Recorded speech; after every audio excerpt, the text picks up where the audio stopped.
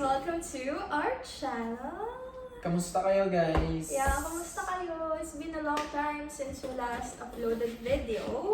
And nakakatuwa kasi, tingnan naman, pa-couch na tayo. Sponsored by ano guys? Sponsored by IKEA. Charot lang, baka naman IKEA. Baka naman. Yeah.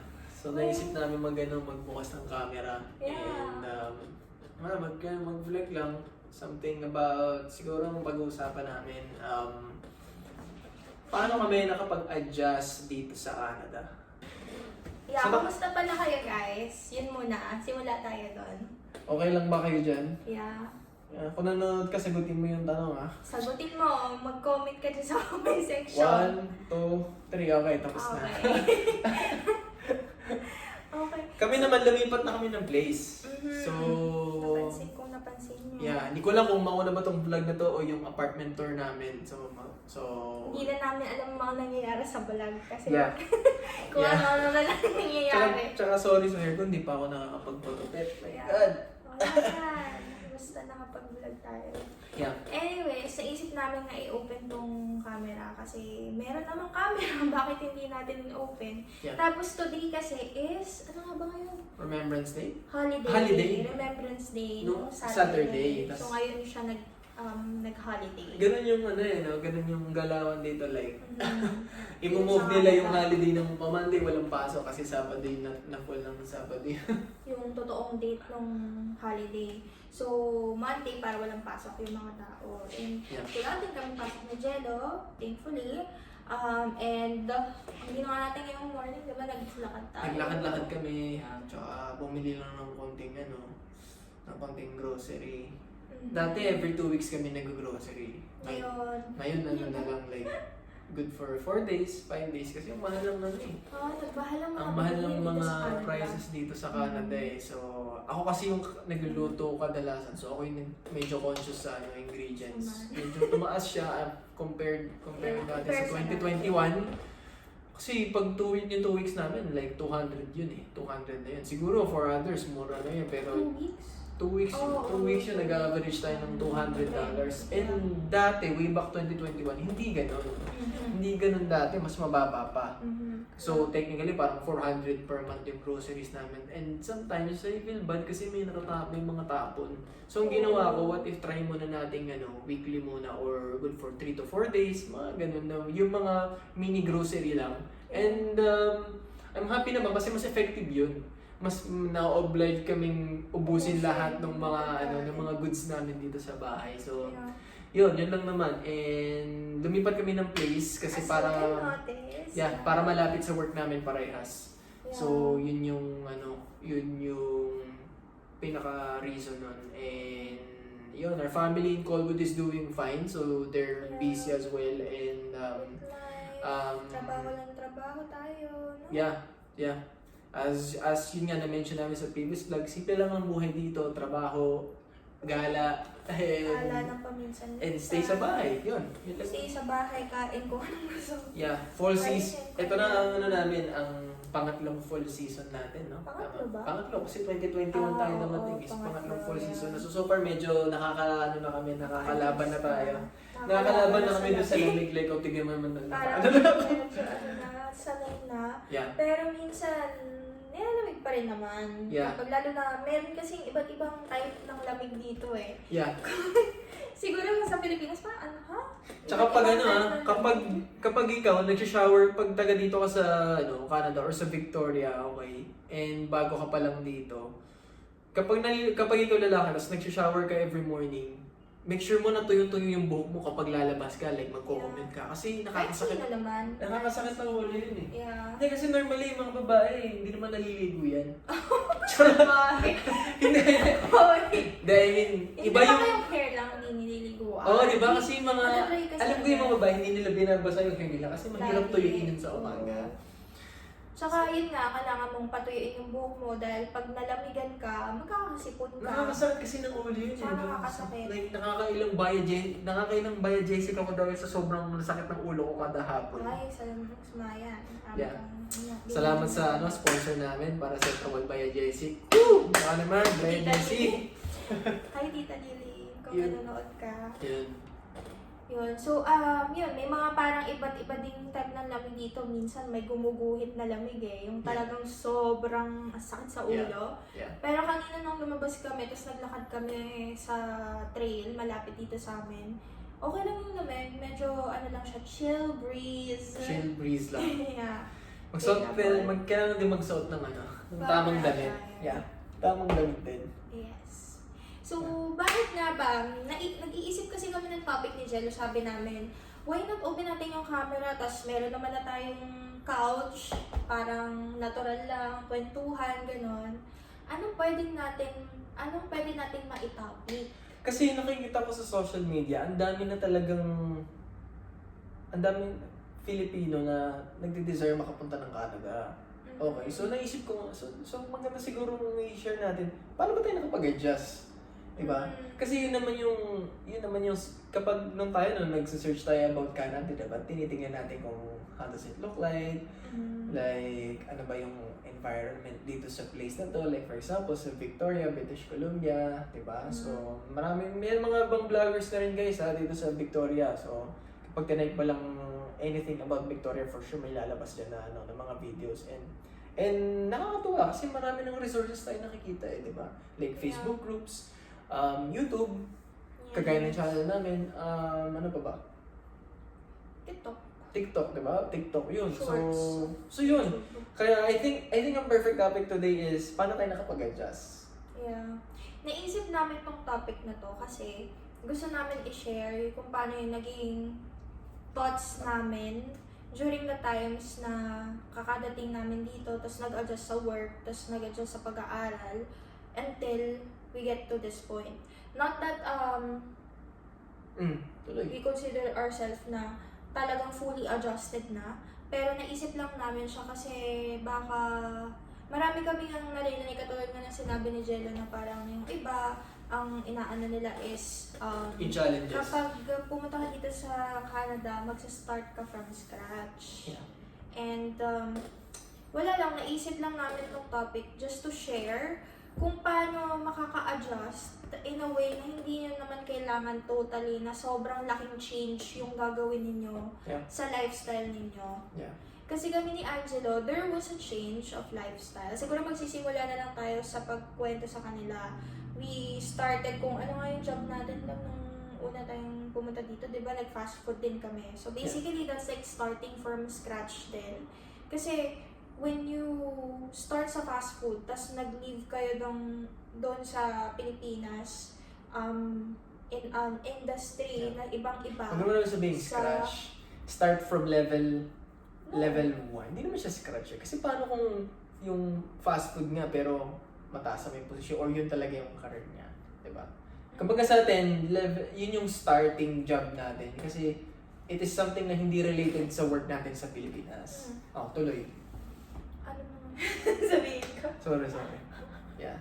Okay, so basta yung pinapoint ko lang dito, buha ka maayos. Basta yung pinapoint ko lang dito, gusto namin i-share, kaya namin naisip ng topic is for us to share kung paano kami nag-start ng iba yung industry na ipinagtrabahuhan namin nung pagkadating namin dito until dumating kami sa point na parang parehas na yung trabaho na ginagawa namin sa Pilipinas sa trabaho na ginawa namin dito, and until nakapag-level up din, nakapag-career improve din. Yeah. Parang gano'n. Yeah.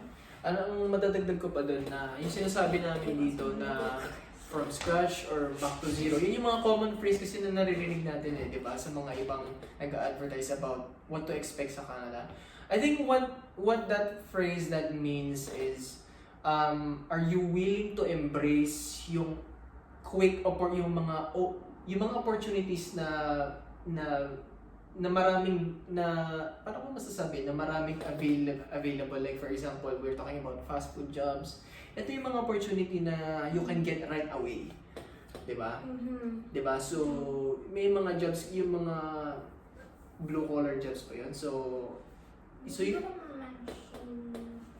actually, I don't wanna categorize jobs based on like, this job is blue collar, this job is... Yeah, but yun nga, going back dun sa ano na yun, are you willing to embrace kung ano yung mga opportunity na magiging available sa iyo? Whatever it If is. if this job is not related to what you're doing before.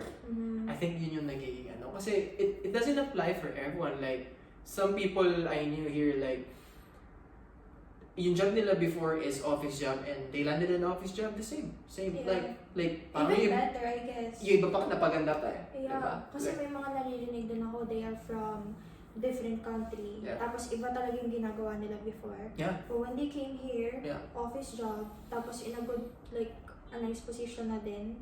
So, I think it all boils down din sa kung paano ka, kung gaano ka persistent sa paghahanap ng job.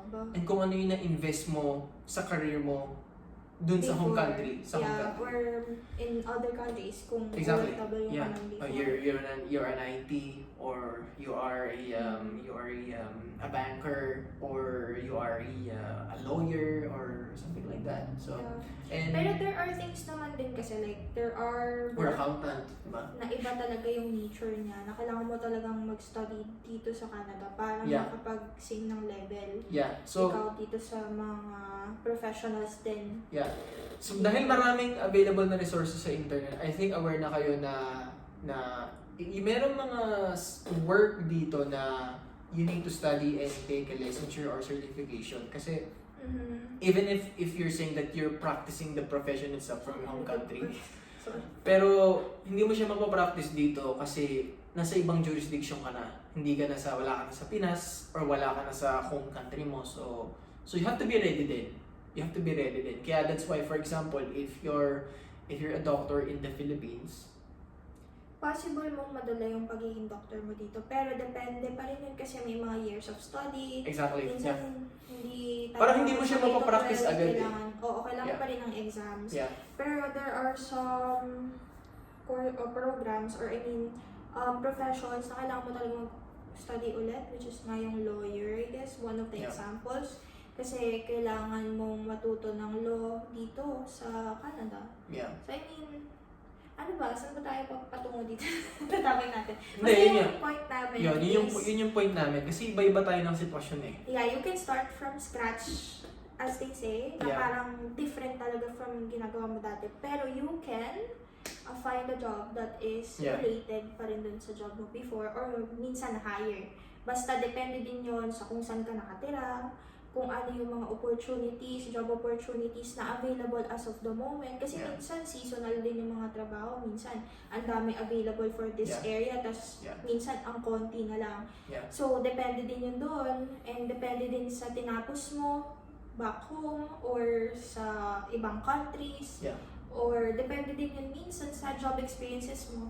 Minsan kasi sinasabi nila na pag kunyari tatrabaho ka sa Pilipinas ng ganito, parang ang laki ng alam mo yun, parang halos imposible na makalan ka ng same job.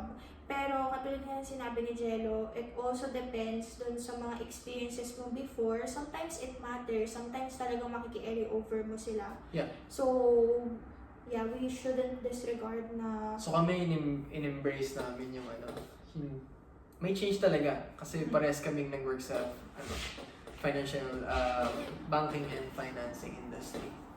So nag-start kami parehas sa retail and then nag-banking din kami dito pero ibang ibang nature of work. So specifically branch banking yung naging work namin dito pero yun sa work, yun lang ang masasabi namin talaga. So if you're willing to embrace change when it comes to change of employment, then change of career path, then that's a thumbs up for you. And sometimes the work experience will just carry over, like your Philippine experience will carry over to the Canadian, then that's good. And yeah, yun lang yun. Yun yung I think na adjustments sa namin sa work. And ano pa ba sa community? Paano ka nag-adjust sa Ako, magandang yan. Punta tayo sa topic na culture shock. Tuloy natin yung culture shock. natin before. So, I guess, related na yun eh, no? Community and culture shock. Sa workplace. Well, hindi naman culture shock. So yun nga, community. About the community. Sa akin na. So, sa akin sige, muna. gusto mo community. Community, Okay. yeah. Sa akin naman, yung sa community is, they're very nice, they're very nice, and yung alam mo yun, for example, lalakad ka sa labas, talagang nakatingin sila sa iyo, Hindi lahat pero most of the time, kadalasan. most of the time sa experience ka talagang, ikaw na lang mahiya kapag di ka nag-hello eh. Kaya, Diba? kasi nasa culture na nila yun na pinapansin nila kung sino man yung makita nila. Yeah. I guess nagro-root din yung awareness nila sa mga tao sa paligid nila. Yeah. Kasi hindi din sila yung katulad sa Pilipinas na pagkapitbahay mo, kikilalain mo talaga eh. Yeah. Their only way for them to know their neighbor is for them to say hi whenever they see them in the streets, whenever they walk their dogs or Yeah. they walk randomly Yeah. every day. So doon lang nila parang talagang nakikilala yung mga kapitbahay nila. Kasi dito hindi uso yung kakatokin kita, tapos bibigyan kita ng pagkain, tapos magchichikahan tayo. Hindi ganun dito. Yeah. Hindi pa rin nga kami nga nung lumipat kami dito, it's been like 3 months na, no? Pero hindi namin kilala or some of them, like hindi pa namin nakikita yung mga kapitbahay namin dito sa apartment. So, ganun ka-ilap yung mga tao dito. You cannot just go and knock on their doors and then meet them, pakilala nyo yung sarili nyo. Makikita nyo lang sila minsan sa kalsada kapag naglalakad kayo. Yeah. So, yeah, I think that's their way of being discreet sa mga neighbors nila. Yeah. And to know their neighbors' faces. Yeah. Kasi nga hindi naman sila nakikipag-usap madalas. Sa akin Hello, how are you lang Yeah. naman. Tapos sa akin naman sa workplace, parang they're very hands-on when it comes to mind your own business. I will just do what I'm paid to do. Parang talagang ganun sila. Like for example, Work-life balance, walang pakialam. for example, nagkamali ako. Mhm. Alam kong mali ako sa sarili ko, tapos napansin nung katrabaho ko yun, for example. Mhm. Pero hindi siya nagsasalita. Hindi siya magsasalita. Unless Ale- she is the boss who needs Like, to... hindi siya magsasalita like, parang, hindi ako, wala akong I'm talking about a scenario na kadalasan ko na-encounter. Even if the other person is making mistake, the other person sees it. And most of the time, parang they'll just keep quiet and they don't care. They don't care. Yeah, They don't care? Yeah, they don't care. Like in a way na Or maybe they're thinking you can figure it out yourself. That's hindi, why. dahil nahihiya sila na parang kapag in-approach ka nila na Na ma-offend ka. exactly, parang may ganun. Yun lang yung isang culture. Not for everyone to, pero ito yung na-experience ko, like, nahihiya siya magsabi sa'yo kasi nga parang baka ma-offend ka, di ba? Like, alam mo yung fear, yung parang ayaw niya ma-feel mo na parang, kasi sa kanila pag seryoso ka makipag-usap, parang kinakorek, parang sila eh. Something na, parang basta sabihin, like most of the time, Kaya mo yan. ang hirap explain, no? Kasi nga, yung paano mo ma-explain? Basta ako na madadagdag ko doon, yung sinasabi mo na hindi ka nila kinokorek, I feel like dito kasi, yung culture sa workplace is nahihiya silang magsabi or punahin yung ginagawa natin. Because in the first place, kunyari, ka-work mo ako, hindi ko naman job na i-correct ka. So, Yeah. bakit ako mag-aaksaya ng panahon? Yeah. Pangalawa, I don't want to offend you. Madalas dito, parang takot na maka-offend Yun, I think that's the right word, takot Kasi maka-offend. hindi nila alam kung Fear paano of i-respond. confronting, di ba? Yung Confrontation. confrontation, parang ganun yung, Yeah, may ganun din akong experience. Kahit ako din myself, I don't butt in whenever there's like anything na nangyayari. Kasi in the first place, I'm not the most knowledgeable about dun sa bagay na yun. Why would I react? Yeah. Plus, hindi naman ako yung boss. Plus, alam mo yun, they've been there for more years than me. So, Yeah. why would I budge, right? Pero, yun nga, parang overall, aside lang sa workplace, meron ganun talaga silang trait na parang they are afraid of offending anyone. Yeah. Kasi especially if they don't know the culture of the person, tapos hindi sila ganun ka-close dun sa tao, hindi talaga silang mamamansin ng sobra about how you do your work. Yeah. Kasi nga, matataka sila na, baka sabihin nito, I'm being racist or something Yeah. siguro. meron din ako mga katrabaho na straightforward magsalita, pero most of the time, ganitong scenario yung na-encounter ko. And sometimes, yun nga, yung parang, hindi ka niya i-correct kapag nagkamali ka na. Alam mo yung parang minsan parang, ikaw pa yung oh yeah, it was my mistake, I'm sorry. Sasabihin, no, it's okay. Like, you know, like, maybe it's not a big deal naman. Kaya hindi na. exactly, ayun, another thing pa. Parang, Kasi why would they bother kung wala naman. most of the people here, parang, they deal with things lightly. Parang, Lightly, yeah. yeah. So, Ang naanohan ko, parang ayaw nila ma-stress masyado. Hindi sila yung katulad sa atin, well, sa Filipino culture na na-experience namin sa workplace namin. Hindi naman to lahat kasi pare-parehas din sa Pilipinas, di ba? yeah. Pero yun dun sa workplace culture na nakaanuhan namin, na-experience namin before, hindi siya yung parang masyado silang nangingialam about what you do. Yeah. Check ko pa rin naman nila if you're doing fine, but hindi nga sila masyadong nagpapaka-stress sa'yo. Like, gagawin ko yung trabaho ko, I'm gonna go off like mga saktong time, mga ganon. Yeah. Wala talaga, basta chill lang. Wala tayong stress dapat dito. Yun madalas yung na-encounter ko. And kapag meron kang ginagawang mali, doon lang naman din sila nagre-react talaga na sasabihin nila sa'yo, what are you doing? And ganyan. Tsaka ang bilis magpaano dito ng sick leave, ah. Oh, marami yun. Workplace, culture shock.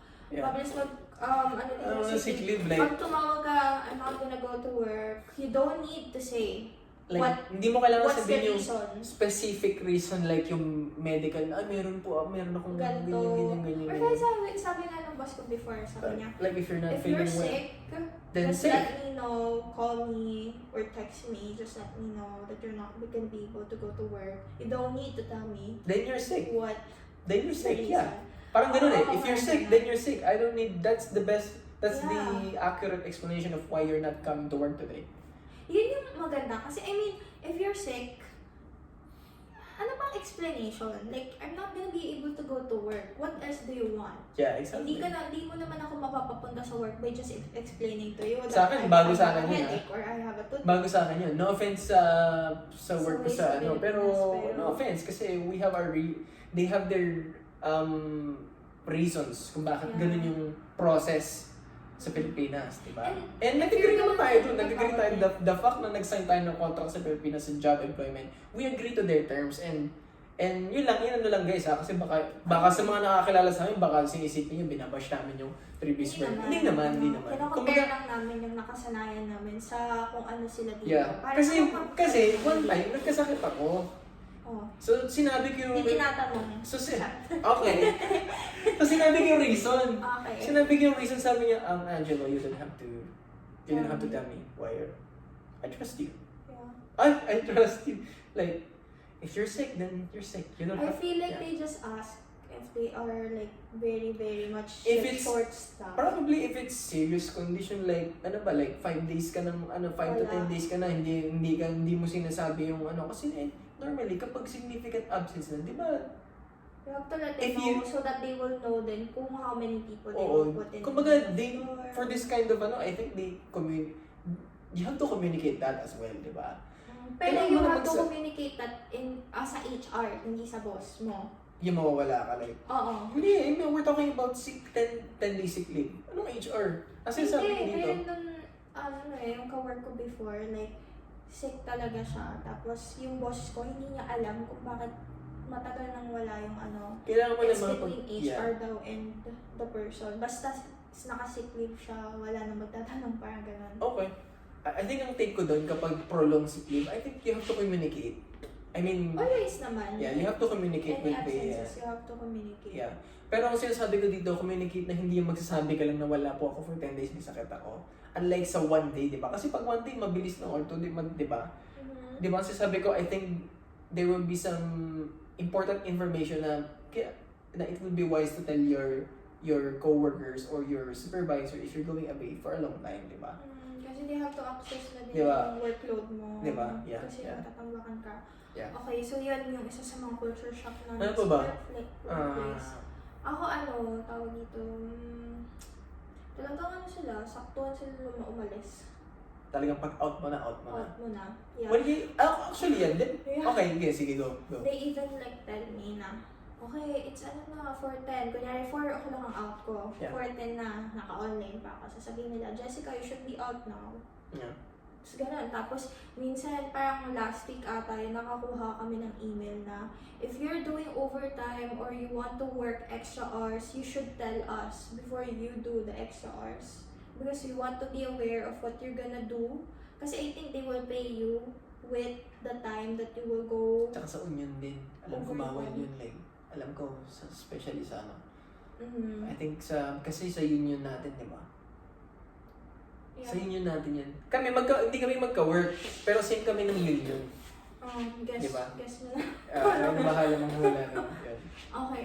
So, ano pa ba yung ano? Yeah. Pero tama ka, on the daan, kapag sarado Ano na, sila, sarado ano na. Like, okay din yun. Pero minsan naman kasi, like, you're finishing something, tapos, alam niyo yung parang may ginagawa na kayo, tapos, kasi diretso na yung yeah. thoughts niyo, tapos gusto niyo na lang tapusin. ako kasi may ego ako eh. Like, for example, nagkamali ako, tapos 4:15 na.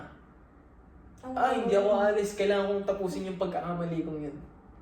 Lalo na kung like 2 to 3 Pero kasi minutes. nagkamali last minute.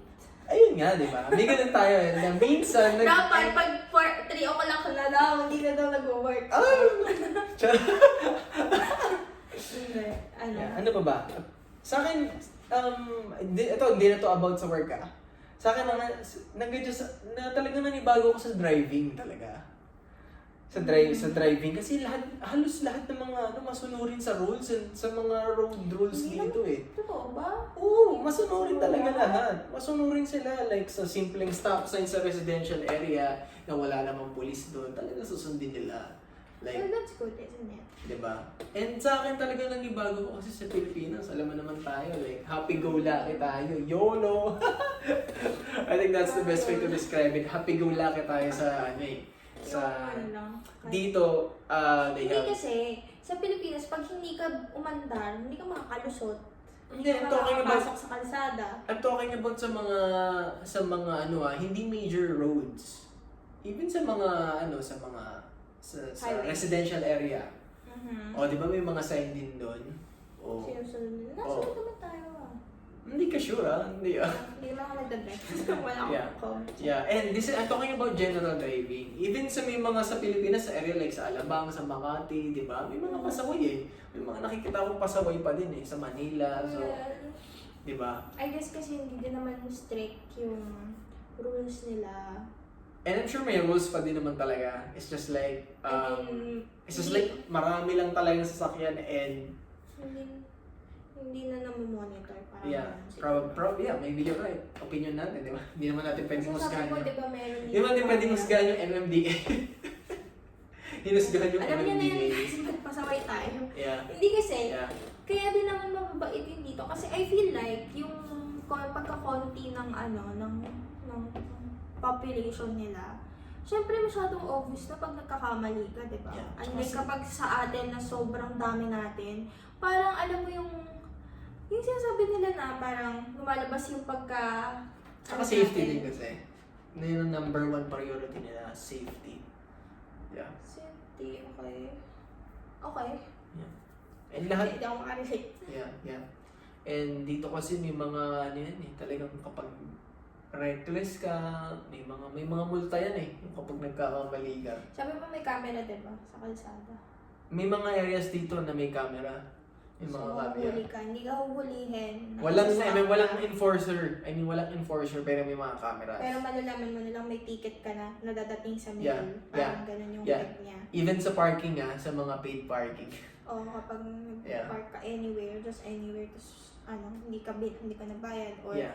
illegal yung parking mo, Yeah. inibigyan ka ng ticket. Yung madadagdag ko Tapos pa. makikita mo na lang sa mailbox mo na, oh, you have to pay this Yeah. because you didn't follow kung ano man yung dapat. Tsaka tahimik sa daan dito. Like, wala masyado ng bubusina. Bubusina. Bawal, Unless hindi siya bawal eh. Kumbaga, hindi siya norm dito. Hindi siya norm dito na hindi mo, na... Unless magulo talaga tapos kailangan mo ng bubusina, dun lang Yeah. ata. Sa Pilipinas kasi, may good and bad, may meaning yung yung good meaning ng pagbubusina, ibig sabihin, you're letting this other person know that you need to alert him with something. Like for example, sobrang bagal niya.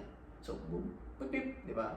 Or minsan kapag Stop. mag-change ng lane yung isa, ipapaalam mo sa kanya, beep, na paano ka? Diba? O pag mag-overtake ka, minsan bubusin na. May mga ganong practice tayong ginagamit sa Pinas. Dito parang overtake ka, whatever you like, I don't care, diba? Kumbaga yung pag-honk dito is very minimal lang, yung ibig ko sabihin. May share pala ako. So, okay ka na dun sa driving? Yeah. Ako naman, culture shock about sa school. Hindi ko ito napag-uusapan. Like, yung pag-aaral dito sa Canada, hindi ko napag-usapan sa buong duration ng pag-aaral ko dito. And I don't know kung bakit. Like, hindi kasi kami masyadong nagsisit-in vlog. Yeah. Tapos yung mga sit-in vlog namin, parang nagtuturo lang kami nun ng mga kung paano kayo makapunta dito sa Canada. Pero yung real experience, parang hindi pa ako masyadong nakakapagkwento. So, ikwento ko sa inyo. Isa sa mga culture shock nung nandito ako sa Canada, tapos nag-aaral ako, is yung exam, open book siya kadalasan, tapos sa bahay. So, parang ang nangyayari is binibigay na sa'yo ng teacher yung sagot. You just have to know where to find them. Kasi sabi nila, ang reason naman daw nila, kaya nila ginagawa yun, is because in the real world, nandyan naman talaga yung mga resources eh. You just have to know what to look, where to look, para malaman mo yung sagot. Hindi ko kasi alam yun eh. Siyempre, hindi ko pa nakakwento sa'yo ata yun. Basta yun yung prinsipyo nila? Yun yung prinsipyo nila. Like, if you're gonna be an HR, like yun yung tinapos ko eh, lahat naman yan ng law. Nandyan yan. May resources yan. Nasa internet yan. Nasa yan ng libro. Yeah. You just have to know what Okay. section yung kailangan mong tingnan kung ganito yung problema. Tapos, Yun ang maganda, no? Like, practical. i-explain mo yun sa sarili mong words kung paano yung interpretation mo dun sa bagay na yun. Like, Para then- malaman nila kung naintindihan mo ba talaga yung meaning nun. Like, ang ganda ng nagulat lang ako kasi ang ganda ng approach nila na yung ganong mentality nila, which totoo naman eh. Kasi hindi mo naman talaga ma-memorize lahat eh. Yeah. Like yung brain mo, there's just enough that you can Yeah. put in your brain, you can remember. Yeah. Lahat yan makakalimutan mo at one point or another. You just have to know what specific yung kailangan mong i-research for you to find the right answers. Yeah. So, kadalasan sa mga exams namin, yun nga, open book, tapos sa bahay lang namin ginagawa. Kasi nga, Yun ang maganda. meron lang mga moment like yung accounting na we have to do it sa Favorite school. natin yan sa Pinas eh, na open. Pag sabi, okay, open notes. Yahoo! Ang masaya. No? Exam, no? Yeah. Yeah. May accounting lang kasi yung accounting parang siguro parang uso yung nagkokopyahan kasi doon eh. Kasi there's only one answer tapos kung hindi siya yung parang opinion mo eh.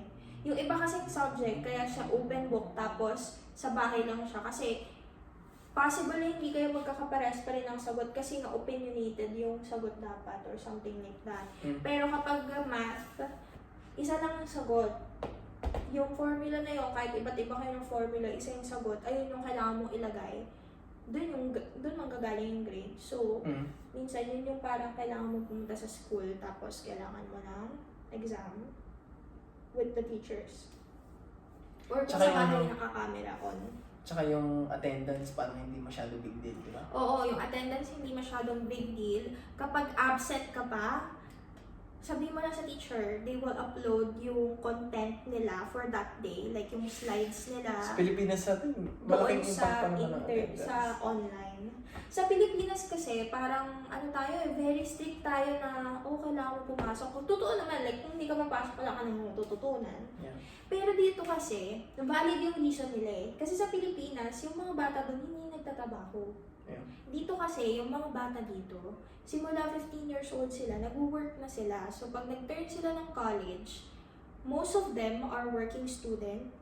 And pag nag-work sila, depende yon sa job available, Schedule free nila. kung kailan sila makakapasok minsan sa school. Yeah. Depends kung anong priority nila. Minsan, yung priority ng iba talagang magtrabaho, then mag-aral. Kasi they separate from their parents mga 18 pa lang pagka-college nila. So, they are spending by themselves. So, ibig mo sabihin, you can still pass the subject Na kahit hindi even ka pumapasok. as long as you fulfill and Yung mga you pass the assignments and yung mga homeworks. Pero may mga moments Exam. din na kailangan mo pumunta sa school. Yeah. For example, there are Projects. projects Yeah. na pero naka-ano yun sa syllabus, naka-plot yun sa syllabus, tapos nandun na din yung specific date kung kailan yun mangyayari. Tapos minsan i-announce pa yun ulit ng teacher like, okay class, we need to see each other in class this week. Yeah. Kung wala kayo, it will be minus points sa inyo kasi merong grading na part na kailangan ng participation. So, i-inform ka naman nila at ahead of time. Nakaplano yun. So, yun yung pinaka-culture shock ko dito. Kasi parang lahat planado. Pwede mo na nga siya like buong semester mo malagay mo sa planner mo eh. Ganun yung ginagawa ko before so that I don't forget any assignments. Nakalagay na siya sa calendar kung kailan yung midterms, kung kailan yung exams, finals, tapos yung kailangan pupunta ka sa class or yung mga assignment deadlines. Naka-plot na yon from start to end of the semester, which it didn't happen before to me nung nasa college ako. Kasi may syllabus, pero wala siyang dates. Basta nakalagay dyan, ito yung flow ng mga gagawin natin this whole semester. Pero hindi doon nakalagay kung, ay, November pala ito mangyayari. Minsan napapaaga, minsan nalilate, minsan nasiskip yung isang topic. So dito, ang ganda kasi planado lahat. So you really can work while you study. So yun, kung nag-aalala kayo kung pagpunta nyo dito sa Canada, hindi nyo kakayanin. For sure naman kakayanin nyo yan. Everything is planned, so you just have to follow na lang din kung ano yung nire-require para maka-survive sa school. Nakaka-apekto ba sa pag-aaral yung mga classmates mo? I don't think so. Oo naman. Talaga ba? Like, isa pa walang culture shock na hindi ko pa ata na-share anywhere is very collaborative yung pag-aaral dito sa Canada. Like, every time, like, never in my any specific class na wala akong naging assignment na hindi siya group assignment. Yung parang never ako nagkaroon ng class in a semester na wala kaming naging group assignment at least once. So, laging kailangan mo, meron kayong group, meron kayong assignment or project as a group, laging ganon. Yung iba nga sa amin nagpa-piece off na eh, kasi sobrang diverse dito sa Canada. You don't know how people behave pa. So, yung iba, tinatamad, hindi ganun ka porsigido katulad ng iba na mag-assignment or makipag-participate sa mga assignments or projects. May iba naman, sobrang masyado silang keen or madetalye sila na gusto nila, kailangan mag-meet kayo palagi. So, what I mean is like, kapag dito sa Canada, sa sobrang collaborative niya, minsan nakakainis din siya minsan kasi nga, parang gusto ko lang ng peaceful na matapos yung assignment pero hindi nangyayari kasi iba-iba kayo. Iba-iba kayo ng opinion and Iba-iba perspective or kayo ng approach opinion. dito sa assignment. Iba-iba pa kayo ng schedule kasi nga yung Yeah. iba nagtatrabaho. Yeah. So parang nag-meet lang talaga kayo, common ground is yung schedule nyo sa class. Yeah. Doon sa school. Pero that's class. So after class, minsan may trabaho na yung iba so hindi nyo sila mamimit or makakausap about the assignments. So minsan yung iba parang gusto na lang nila mag-isa silang gumagawa ng assignment. Pero thankfully naman, lahat naman ng naging ka-group ko, most of them are responsible. Yeah. If not, tinatry ko na lang na ako yung maggawa ng most. It doesn't matter kasi may mga moments din naman na ako yung less ng pinapagawa nila and then sila yung gumagawa ng more tasks. So, yeah, binabalance ko na lang kapag kunyari meron akong mga kaklase na na minsan masipag, Ganun talaga lang ako na makikinig lang ako sa kanila. Minsan Meron bang naman, yung pabuhat lang? Oo, marami din yung pabuhat lang. Oh, Tapos ayan kapag ganun, dapat ikaw Kapag nag-aaral kayo, huwag kayong pabuhat. Pwede ka naman magsabi din sa teacher. Sure. Kasi yung teacher naman, meron din kasi silang meron silang parang at the end of the assignment, meron kayong rating sheet. Parang gano'n. Parang i-grade mo yun. I-gradean mo yung mga ano mo, tapos Oh my God, paano kung may galit sa'yo, ay galit ako dito sa ano na to? Hindi, gumanti ka din. Ito. Hindi, malalaman mo naman yun. I mean, Next sasabihin naman, pwede mo naman yung tanong tanongin yung teacher na, bakit po ganito yung ano ko? Sasabihin naman niya na may Naka-experience ka ba na ganun? Wala naman. Ay, iba din! Hindi naman na kasi ako nag-grade. Ako, ano lang yung grade na makuha ko, bahala na. Basta Pero makasurvive ako. How about how about the curriculum, like, the subjects? How do you find it?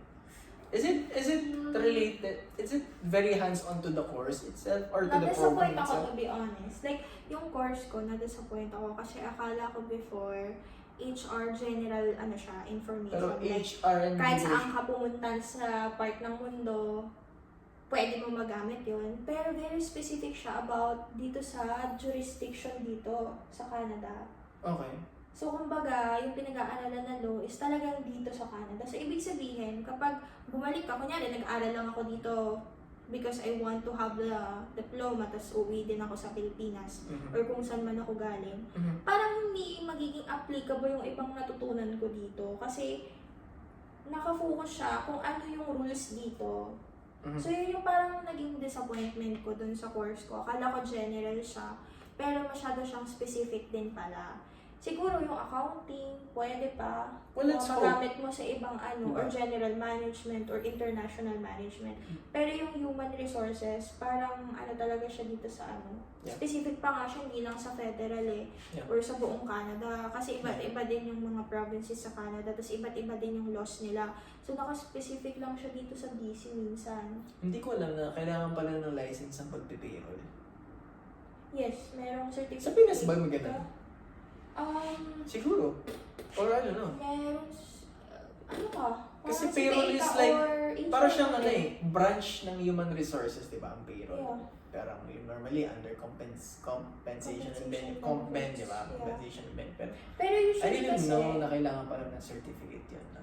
may payroll. Dito, kailangan mo ng certificate. Halos lahat dito naman ng professional work, parang kailangan mo ng certificate eh. Bukod sa school, ano pa ba yung ano natin? Parang yun na yun eh. Yes, yun yung mga Yeah. culture shock. Yun ang changes sa yung adjustment na ano namin nasaksihan namin dito sa Canada. So yun lang guys, kung meron pa kayong naiisip na topic na pwede namin mai-discuss, we're looking forward na mag-upload ng more videos. Yeah. Dito sa mahiwag naming couch. Yeah.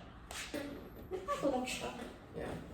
And we're so happy na lumalaki na ang Filipino community dito sa Victoria. Yeah, natutuwa Yeah. na naman ako na Yeah. naaano lang din ako na sana din, wag silang mawawalan ng pag-asa pa. Yeah, Yung ganun. and Minsan kasi, ang hirap, actually mahirap pala. Kasi hindi ako nag-assume na hindi ko masabi kung Filipino ba to or Indonesian or Thai. malalaman mo naman. Yeah. Yeah. You cannot assume, syempre. Pag nakita mo lang, huwag ka mag-assume na ay Pilipino. Kasi there are a lot of times din na minsan yung ibang Pilipino, they don't wanna be acknowledged din na, yung Pinoy, parang inassume mo na Pilipino ako agad. Parang ganon. Yeah. Yeah. Feeling ko ganun din. Minsan na-offend din sila na pag So, yun, huwag kang mag-assume basta-basta. Yeah. It's a way of respect din na hindi ka Totoo yan. mag-assume. Galing ako nag-teller ako sa isang bank so. And, totoo yan, naging ako dyan. Na-experience ko yan. Kaya never na ako nag-a-assume talaga. Kasi tinanong ko kung anong, sabi nga, bakit mo tinatanong? Parang ganun. Parang na-offend sila. Siguro na-offend siya. Ako Wait, Pilipino ba yan? Ba't mo tinatanong? Oo, yan. Tingin kailangan mo ano. Hindi, pero hindi siya Pilipino. Okay, yeah. Yeah. Pero, kaya nadala na ako. Kaya hindi ako nag-a-assume na... Tsaka ikaw din, kung gagawan ka ng ganun, like one time there was like, hindi ko na sasabihin kung saan siya galing, pero parang, di ba tayo mga Pilipino, uso yung OFW, like we're everywhere, in every part of the world, parang merong Pinoy. Yeah. And parang meron siyang assumption na, mahirap kayo sa bansa nyo, kaya kayo pumunta dito. And Ginanong ka? sinabi niya sa akin na, you're here, no, because it's hard sa country, no. I think she means it well, pero parang nag-assume na agad siya na mahirap yung kalagayan natin sa Pilipinas just because nandito tayo. And nakaka-offend yun sa part ko kasi Oo naman. Kahit ako it's din not always like that. Like when I came here in Canada, that's my thought as well. Yeah. Let's be honest. Pero you will think naman din na maganda pa rin sa Pilipinas eh. And Like, this is people not about know. and then this is not about you cannot just talk to someone like that, like the status of the place where this person came from. It's not about being in Asian country. Even if you're saying that to someone who lives in Europe, diba? And diba? Yeah. That's kind of offensive to have the assumption and then Yeah. you haven't been in the place. Exactly. Parang yun lang naman din yung inaano ko na I experienced that myself, so I don't wanna make assumptions. Though sometimes, hindi mo naman din mapipigilan. Like, you know exactly like why some people are here and why some people talagang ang dami nila from a certain country. Yeah. Kasi there's a purpose or there's a reason kung bakit sila nandito, and it's for the basic needs. The money, the environment probably hindi ganun kaganda sa ano nila. Yeah. I don't wanna be offended sa ganun, to be honest. Pero just that, during that time, parang, why? I didn't even told her na Filipino ko, but she already assumed. So parang naano naman ako na, oh my gosh, all this time, we haven't talked, you don't know where I'm from, pero you assume na ganun agad. Parang negative agad. I will never say that to one. You will never know. Sometimes it's just out of spur of the moment na parang, since you have it in your mind, Pati you nga yung phrase na where you came from, parang hindi ko na ginagamit yun. Like, even the age. kapag may tatanungin ako kung saan bansa siya, like, hindi ko na I try to rephrase the word where you came from. Where you come from? Like, kasi parang wala lang. Sometimes they open it whenever you are talking about your culture. Like for example, I remember like one of my managers before, she asked me like, oh, where are you from? When I told her back in my home country, it was like this and like that, or we do this, we do that. And then, sa kanya binot in na, oh, where are you from? Ako, Parang pinapahirapan ko pa eh. Like, where you came from? I'm Southeast Asian. Huh? Southeast Asian Hindi ko talaga. sabihin na Pilipino. Eh kasi doon ako naglalaro sa Dota na server eh. Sa pipili ko tagad yun yung Pilipinas, si Southeast Asia. So yun sasabi ko, Southeast Asia. I am a Southeast Asian. You know what? Alam mo, na-realize ko, you have to be proud na kung saan yung roots natin. Kasi the Exactly. more that we're honest about where we came from, they will know the genuine, like ano natin, yung heart natin na, they are true to themselves. Hindi sila nag-hide na they are from this country. Hindi sila nagpe-pretend na, they are from here when they are not.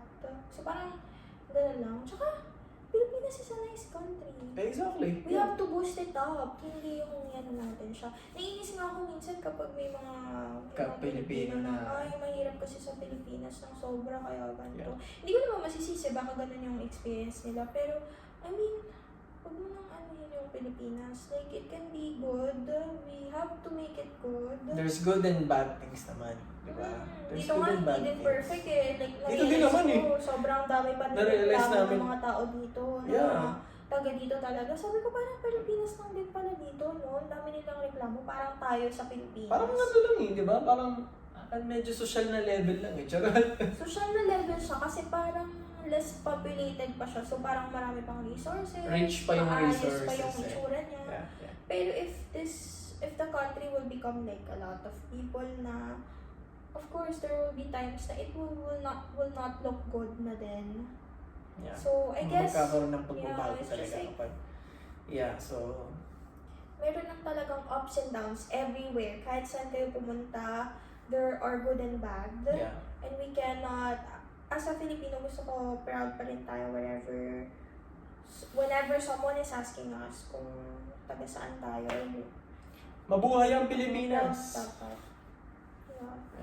I know that it's not like we are not the best person to be asked na we have to be proud kasi we went here to Canada with the purpose of staying here.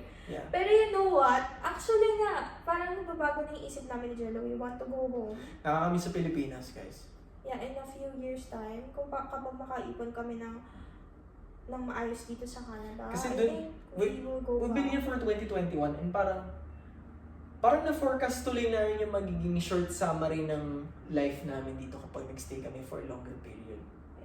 And we tend to look back on what we have in the Philippines and Na-miss namin yung Nakakamiss family. kayo. Na-miss Pagkain namin, pa lang eh. na-miss namin yung food.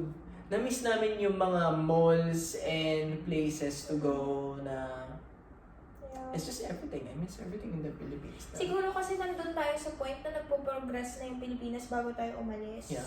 Yeah. So, alam na namin na parang masaya pa rin sa Pilipinas kahit gusto na, kahit na hindi kami mag-stay dito, bumalik kami. Jollibee Alam pa nga namin lang. may mangyayaring maganda pa rin. Yeah. Pero some people, they didn't see, like some Filipinos, they didn't see the Philippines and it's, like I feel like it's glory, na medyo modern na ang dami Parang, ng available sa atin, na smoke na parang, na parang negative pa rin yung thinking nila about the Philippines. They've been here for quite some time and they didn't saw the Philippines grow as fast as we saw it. Yeah. So, meron pa rin kaming thoughts na bumalik sa Pilipinas. Pero some people might not have it. Yeah. Pero, It really depends on what's gonna happen in the next few years. So, yeah, pero we'll naiisip save- namin yun. we'll Naiisip save so namin yun. much, Yeah. as much as we can para makabalik kami ng Pilipinas. Yeah. So, yun guys. Thank you for watching our video and Yay! salamat sa pag-upo and sa pag-chill sa Yeah. amin. And sana guys, mag-comment kayo down below kung ano Yeah. yung mga topic na gusto nyo pag-usapan namin. Madaldal kami ni Jello. Yeah. Actually, naiisip namin na parang magkaroon tayo ng podcast kahit na uupo lang kami dito tapos mag-uusap kami about anything under the sun. Yeah. Maybe about being here in Canada or maybe just being young adults. Yeah. And mga realizations namin sa life. So, if you want those kinds of topics, comment down below and maybe one day we have the time to do them. Yeah. Especially kapag after naman ng work, wala naman tayo masyadong ginagawa. So, we can have like a short sit-in Yeah. vlog. And... Happy 1K subs! Oo nga pala! 1K sub na tayo, no? Oh my gosh. So, this is a good gift Yeah. for the subs. Yeah, given sa time frame ng pag-upload namin ng videos, talagang Yeah. nagpapasalamat kami dun sa mga Yeah. nag-subscribe. So, Excuse me. yeah, maraming salamat. Thank you for being with us Yeah, maraming salamat. since 2021. And Yeah, some of them Yeah. are new. Hi sa inyo.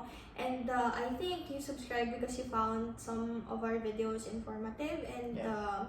like worthwhile to watch. So, just hang in there and hopefully makakapagawa pa kami ng more content for the benefit of you guys. Yeah. So, more about our life. So, yeah. or about life or anything. Just anything. So, thank you guys. Thank you guys and Hope you have a good day. have Enjoy a the rest great of your day.